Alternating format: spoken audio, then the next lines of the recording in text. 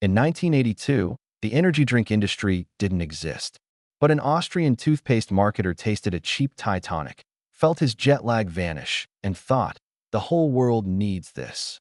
This is how Red Bull created a market out of thin air and sold us caffeine masquerading as freedom.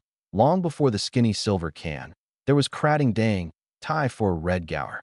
Syrupy, non-carbonated, and loaded with caffeine, taurine, and B vitamins. It kept truckers, dock workers, and Muay Thai fighters awake through the night. Its inventor, Chalio Uvidhia, never dreamed of a global empire. He was solving one problem: exhaustion in Thailand's working class. Enter Dietrich Mateschitz, an Austrian marketing manager on a business trip to Bangkok. Jet-lagged, he gulped Krating Daeng, perked up, and tasted possibility. His insight: carbonate it, price it like a luxury, and sell it as a lifestyle, not a medicine. He persuaded Chalio to partner, each taking 49%, with the remaining 2% for Chalio's eldest son. In 1984, they founded Red Bull GmbH, spent 3 years tweaking the recipe, more fizz, less syrup, and launched in Austria in 1987. Instead of undercutting colas, Red Bull doubled the price. The cost itself signaled voltage. Students and club DJs became walking billboards, cans in hand, bass lines thumping. Red Bull Mini Coopers with giant cans welded to the roof handed out freebies outside exam halls at 2 a.m. It was guerrilla warfare on sleep. Mateschitz thought like a movie producer: don't rent attention, own it. Red Bull became an events company, a record label, a TV network, and finally Red Bull Media House.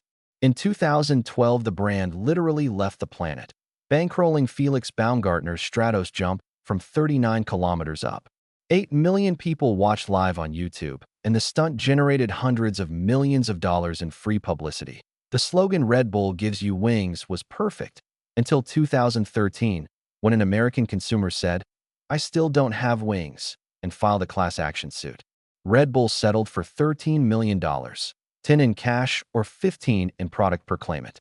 They never admitted wrongdoing. The headlines were priceless. Fast forward to 2024. Red Bull sold 12.67 billion cans and pushed revenue past 11.2 billion euros, about 1.5 cans for every person on Earth.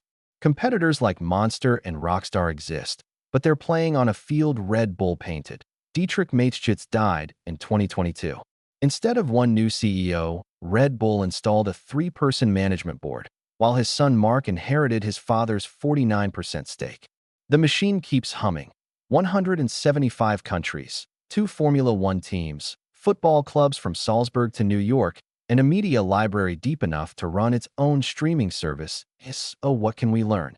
Invent demand. People didn't need energy drinks until Red Bull told them they did. Price signals meaning. Cheap says commodity. Expensive says experience. The story. When you own the event, the sport, and the content, competitors have to buy ads on your turf. Red Bull didn't solve a functional problem. It sold an identity: restless, fearless, slightly reckless. And in doing so, it proved that the most valuable ingredient in any can isn't caffeine. It's mythology. Red Bull gave marketers a blueprint for creating desire from nothing. Which other brands do you think invented their own markets? Drop a comment. And if this video gave your brain wings, hit like and subscribe.